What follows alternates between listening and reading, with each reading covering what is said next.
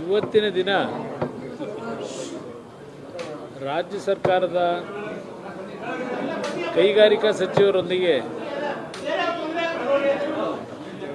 ರಾಜ್ಯದಲ್ಲಿ ಹಾಗೂ ವಿಶೇಷವಾಗಿ ಕೆಲವು ಕೈಗಾರಿಕೆಗೆ ಸಂಬಂಧಪಟ್ಟಂಥದ್ದು ಮಂಡ್ಯದಲ್ಲೂ ಸಹ ಜನತೆಯ ನಿರೀಕ್ಷೆ ಏನಿದೆ ಆ ಭಾಗದಲ್ಲಿ ನನ್ನನ್ನು ಆಯ್ಕೆ ಮಾಡಿದ ಮೇಲೆ ಆ ಹಿನ್ನೆಲೆಯಲ್ಲಿ ಇವತ್ತು ರಾಜ್ಯ ಸರ್ಕಾರದ ಕೈಗಾರಿಕಾ ಸಚಿವರ ಜೊತೆ ಸರ್ಕಾರದ ಹಲವಾರು ಇಲಾಖೆ ಅಧಿಕಾರಿಗಳೊಂದಿಗೆ ಒಂದು ಸಭೆಯನ್ನು ಕರೆದಿದ್ದಾರೆ.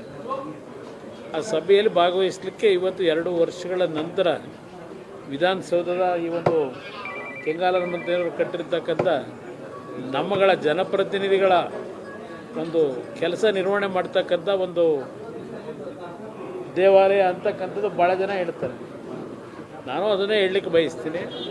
ಆದರೆ ನಾನು ಹೃದಯದಿಂದ ಹೇಳ್ತಾ ಇದ್ದೇನೆ, ಇದು ಸಾರ್ವಜನಿಕರಿಗೆ, ಈ ನಾಡಿನ ಪ್ರತಿಯೊಂದು ಸಂಕಷ್ಟದಲ್ಲಿರ್ತಕ್ಕಂಥವರಿಗೆ ಸೇವೆ ಸಲ್ಲಿಸ್ತಕ್ಕಂಥ ಒಂದು ದೇವಾಲಯ ಇದು. ಅದರಿಂದ ಇವತ್ತಿನ ಕಾರ್ಯಕ್ರಮದಲ್ಲಿ ಬಂದಿದ್ದೇನೆ, ಭಾಗವಹಿಸ್ತೇನೆ.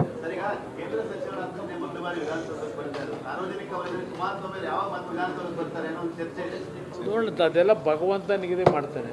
ಜನತೆ ಜೊತೆಗೆ, ಜನತೆ ಆಶೀರ್ವಾದ ಜೊತೆಗೆ ಆ ಭಗವಂತ ಏನೇನು ನಮ್ಮ ಹಣೆಯಲ್ಲಿ ಬರೆದಿರ್ತಾನೆ ಅದರ ಪ್ರಕಾರ ನಾವು ಈ ಒಂದು ಕೆಲಸವನ್ನು ನಿರ್ವಹಣೆ ಮಾಡಬೇಕಾಗ್ತದೆ. ನೋಡೋಣ, ಮುಂದಿನ ದಿನಗಳಲ್ಲಿ ಏನೇನು ಭಗವಂತನ ಇಚ್ಛೆ ಇದೆ, ಅದ್ರ ಜೊತೆಗೆ ನಮ್ಮ ಮೈತ್ರಿ ಪಕ್ಷದ ಒಂದು ಹೊಂದಾಣಿಕೆ ಏನಿದೆ ಅದರಿಂದ ಇವತ್ತು ದೆಹಲಿಯ ಹಿರಿಯ ಹೈಕಮಾಂಡ್ ಏನಿದೆ, BJPಯ ಹಿರಿಯ ನಾಯಕರಿರ್ಬೋದು, ರಾಜ್ಯದ ನಾಯಕರುಗಳಿರ್ಬೋದು, ನಾವೆಲ್ಲ ಜೊತೆಗೂಡಿ ಮುಂದಿನ ದಿನಗಳಲ್ಲಿ ವಿಧಾನಸೌಧಕ್ಕೆ ಬರ್ತಕ್ಕಂಥದ್ದಕ್ಕೆ ಪ್ರಯತ್ನ ಪಡ್ತೀವಿ, ಜನತೆಯ ಆಶೀರ್ವಾದದಿಂದ.